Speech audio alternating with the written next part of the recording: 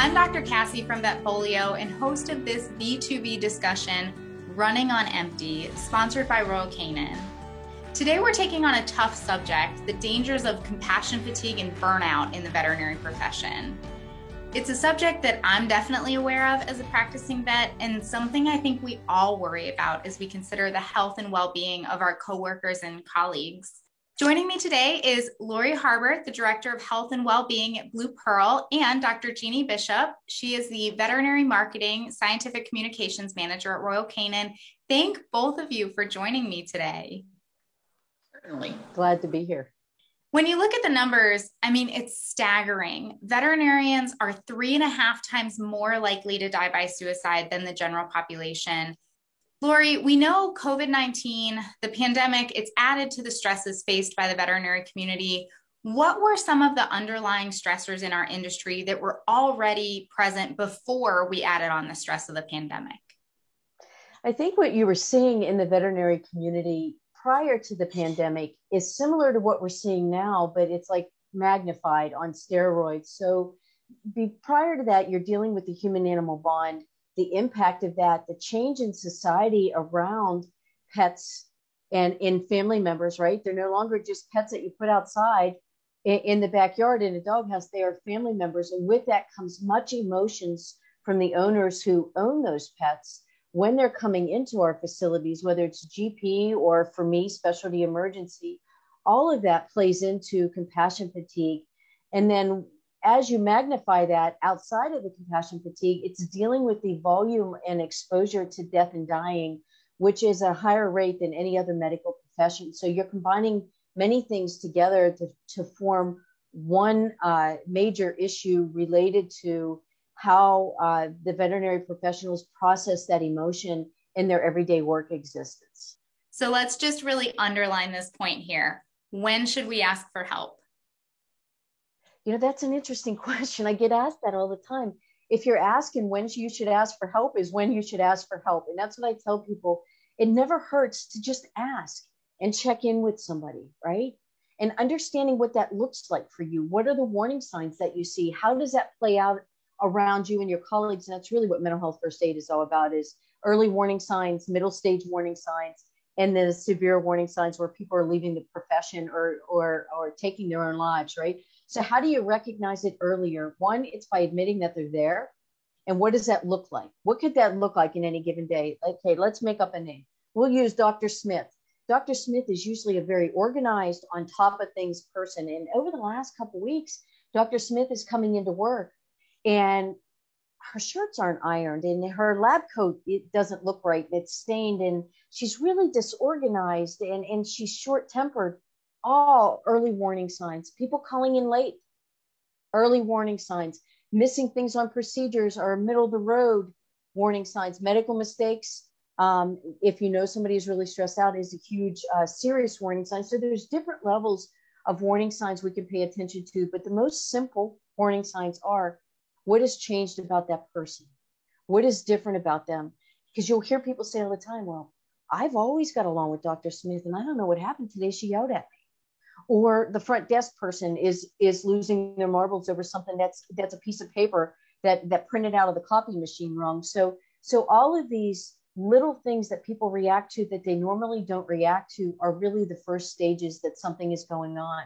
And how do you deal with that, right? People ask me, that's the next question I get asked. So I'm going to jump to it. How do you deal with that? Here's what I say to people. Saying I see you and you matter is really the only thing most people want from us, because they know that we're not miracle workers and we can't fix everything. But in our perfectionistic tendencies in this profession, that's where the head goes, well, I don't know what to do with it, so I'm not going to ask.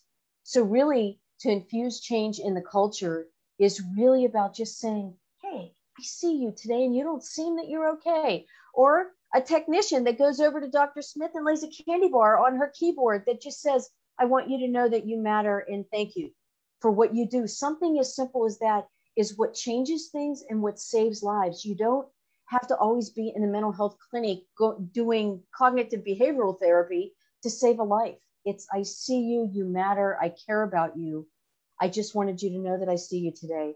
And that can save lives. Lori, I love hearing your passion about this. It comes through so clearly. Dr. Bishop, what about you? Why are you personally so passionate about this issue? I've been a vet for 40 years. I've owned a clinic for 20 years. I've known a lot of vets. I've been in a lot of clinics. I know a lot of staff members, and I've seen the toll this has taken. It's a wonderful profession, and I love this profession, but if you're not careful, it can take a toll. And I'm not just talking about loss of life. I'm talking about destroyed families. I'm talking about broken marriages, broken relationships. I remember I was talking to a colleague. He was so proud. He'd been building a new facility for his practice. And he walked home one day, and his wife met him at the door and said, "Our marriage is in real trouble."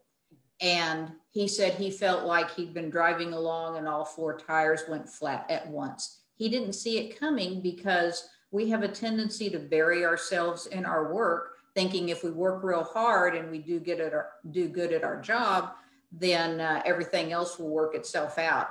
And that's just the professional part. We also need to be a good family member and spend quality time with our family and our friends. And what about community? You can see with all the things that vets think we can do, we're super people. We can be all things to all people. We're always searching for perfectionism. You can see why we burn out. The reason I work in this field of practice, the reason I care so much is because you guys are some of the most loving, kind, compassionate, empathetic people. With that, though, with every positive thing that we have, there's an equal negative offset to it. So when you function in that emotional base, everything you do comes out of your heart, out of that belief and that drive that you have to make everything better and fix everybody, that genuine care and concern, it eventually takes a toll, and that makes you vulnerable to anxiety, depression, sleep issues. I get a lot of questions about. So the very thing that makes you so wonderful is the very thing that makes you vulnerable to all of the emotion that you're encountering from the work that you do on a regular basis. You're absolutely right. I mean, it's everything we do, we take to heart. I mean, I would say the vast majority of all of us that are in this field, we just feel every case, every decision, every outcome really matters on a personal level too. Yeah, your drive, and it's innate, right? Most veterinarians have known from a very young age what they wanted to be. That's what I hear all the time. I knew since the age of 4, Lori, this is what I wanted to be. And why am I so miserable? Why? This has been something I've always wanted. I'm here. I got it. I survived.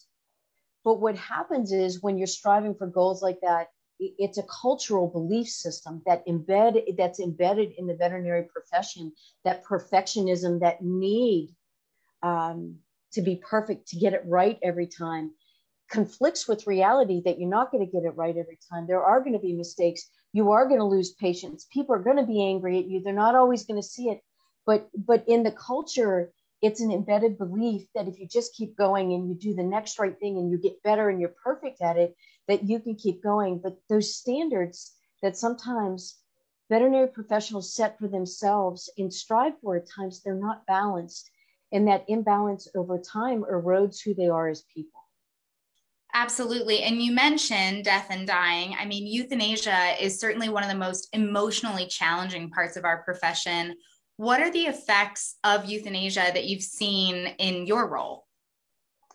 I think when you're looking at this, it's important to bring in, it's not just about the veterinarians, it's about the entire team of people that work around them, from your front desk folks to your, if you're lucky enough to have maintenance people that help you, or cleaning people.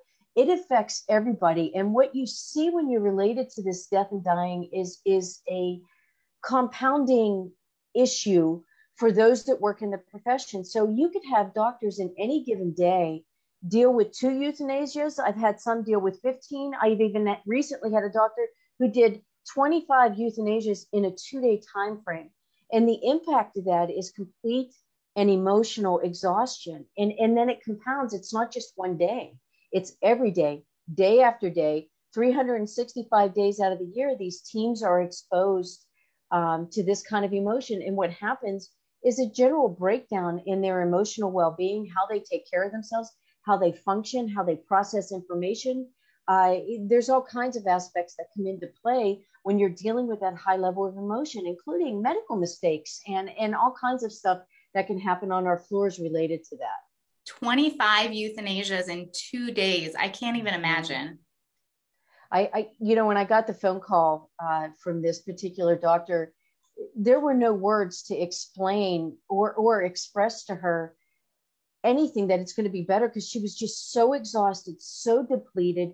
Some of these euthanasias were families that she has dealt with for years, right? You form relationships, their kids, baptisms. I mean, veterinarians are involved in people's lives in ways that I think a lot of people in the general public would not understand. They become a part of that family, especially the longer the treatment goes on. So it was rather shocking to hear that. And it shouldn't be surprising to say that after that, the impact of that was pretty tremendous. And this particular doctor took a leave of absence as she was just so exhausted from what was happening on a regular basis. Absolutely. Good for her for prioritizing that, because I can only imagine the emotional toll that must have taken. Yes, it was quite significant. There are several organizations offering resources to veterinary clinics and hospitals. Dr. Bishop, I know there are many other initiatives that Royal Canin US and Mars Pet Care are supporting to raise suicide awareness among vets. Tell us a little bit more about what they're doing. Sure, be glad to. So in the Mars system, Royal Canin is rather unique because our salespeople, our district managers, are in all the clinics, not just corporate clinics, but also independent clinics. They form relationships with them, and they see on a day-to-day basis the stresses and the frustrations that those staff's going to, and feeling rather helpless. Royal Canin said, hey, we need to do our part to support our clinics and our veterinarians. So the first thing we did was on our educational website, which is free, Royal Canin Academy. People just need to set up, the website account. We have dedicated a whole section to mental wellness. The set of modules that we have written deal with day-to-day stressors in the clinics. I co-wrote these with veterinary social workers, where I would describe or tell the story of a stressful situation. The social worker would give their comments on how this could be handled. We are also very fortunate to have all the resources of Mars, Lori being a wonderful Mars resource for us. Her team at Blue Pearl, a team of social workers, has taken care of a lot of speaking engagements for us, because clinics want to hear about this subject. They want to know, because that's their best line of defense. She also is the author of a fantastic module on the website called Lighthouse. She did this in conjunction with the Australian psychologist, Dr. Nadine Hamilton, who wrote the book on stress in veterinary medicine. Banfield has offered up their access to the Ask Suicide Prevention program. In our booth at VMX, we dedicated a portion of it to mental wellness. We will be doing that at WVC. Lori will be on site there, and will also have resources within the booth. We're having a charitable drive as well to fund a project through NAMVI, Not One More Vet, which is a suicide prevention mental wellness organization. Well, thank you so much for taking such an interest and such active steps towards mental well-being in our profession. Lori, how important is it for clinic owners and practice managers to take advantage of resources that help staff understand and ask for help when they see symptoms of depression and anxiety in themselves or their coworkers? I think that's probably one of the most important questions that we need to be asking, because we have overcome the hurdle of recognizing what's going on. I think it's pretty well known that veterinarians have the second highest suicide rate. I think the knowledge is now out there that there's an issue occurring within veterinary medicine, but now it's time for the next step. And why that question is so important, because where you have to go next requires effort. It requires understanding. And this is what it is. You need, as a practice owner or a hospital owner, it doesn't matter whether you're Blue Pearl, Banfield, VCA, GP office, it doesn't matter. You have to understand the culture in which you came up as a doctor, how that's impacted you, how that impacts your clinic, and then what are you going to do about it next? And where we're at with Blue Pearl is that we are at that next step. And here was the hurdle that I had to go through. You know, talking about culture is one thing. When you go to change it, you have an innate reaction to resist that change, even though you know it's the right thing to do next, because it's fear producing. You have functioned for 5 years, 10 years, and all of this emotion, all of this chaos, it's what you know. So in comes a professional that says you need to change your culture, you need to change your perception. And the non-work part of you says, I know what they're saying is true, but the way you function on a daily basis is all you know. So it creates a fear. We have to move past that fear. We have to move past the biggest obstacle that I see is the belief that there's not enough time. I have had people call me who were suicidal, who couldn't figure out how they were going to get through the next hour, but they didn't have time to talk to me because they had to take 2 more patients first, and taking care of themselves would have left the people on their floor exposed to extra work, and they didn't want to do that. The conflict between knowing what you need to do wellness-wise and what the expectation is of the culture keep colliding together. And we have to move past the time thing. So at Blue Pearl, one of the things I did is I had a meeting with senior leadership and I said, I don't want to hear one more conversation about you don't have time. Because if that's going to be the perception you have for the next 10 years, you have this wonderful social work team, and you're going to say for 10 years we don't have time, then what do you have the social work team for? And you're not going to change anything and people are going to keep dying. That's how direct I had to get with my passion about stop it and hear what I'm saying. So you need to stop it. You need to make the time. You can make time for wellness in your clinics. There's all kinds of research for 5-minute wellness breaks. The research is out there. Just look it up online. 5 minutes. And I get people that resist what that is because it's a big change to change that thought process. But we have to move past I don't have time to I deserve time, and then I'm going to do it. For a clinic owner, you need to stop allowing your staff to tell you you don't have time. I have hospital leaders now scheduling in breaks for doctors because they're being resistant and actually going out on the floor saying, go take a walk outside, take a break and eat your lunch, and having to force them to do it. That's what you have to do to change the cultures in which you work in. If you don't take on those bigger issues and get uncomfortable with the change and move past that comfort level to what you're dealing with, it's not ever going to change. I agree. And thank you both so much for being here today and shedding light on this subject. I mean, it's so important for all of us to stay aware. Thank you for inviting me. Indeed. Thank you. And thank you to Royal Canin for sponsoring this edition of B2B. I usually remind you how improving the lives of animals makes it a good day. But today, I'm reminding you how great it is to improve the lives of your colleagues and yourself. Take care, and we'll see you for the next V2V.